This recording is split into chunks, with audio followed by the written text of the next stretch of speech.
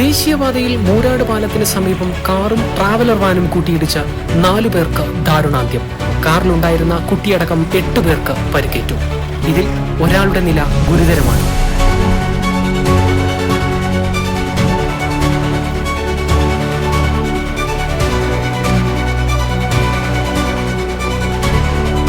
Ertiga കാറിലുണ്ടായിരുന്നവരാണ് അപകടത്തിൽ മരണപ്പെട്ടത്. Traveller van ഇടിച്ചാണ് അപകടം.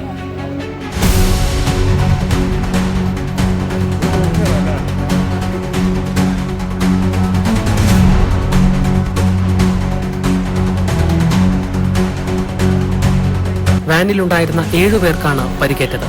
മാഹി പുന്നോൽ പ്രഭാകരന്റെ ഭാര്യ റോജ, പുന്നോൽ രവീന്ദ്രന്റെ ഭാര്യ ജയവല്ലി, മാഹി ഷിഗിൻലാൽ, അഴിയൂർ പാറമ്മൽ ദെഞ്ചി എന്നിവരാണ് മരണപ്പെട്ടത്.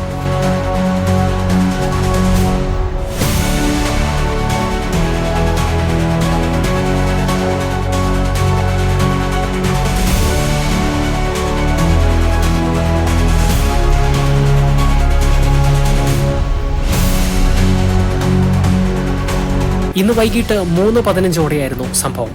വടകര ഭാഗത്തേക്ക് പോവുകയായിരുന്ന കർണാടക രജിസ്ട്രേഷൻ ട്രാവലർ വാനും പയ്യോളി ഭാഗത്തേക്ക് വരികയായിരുന്ന കാറുമാണ് കൂട്ടിയിടിച്ചത്. ഇടിയുടെ ആഘാതത്തിൽ കാറിന്റെ മുൻഭാഗം പൂർണ്ണമായും തകർന്നു.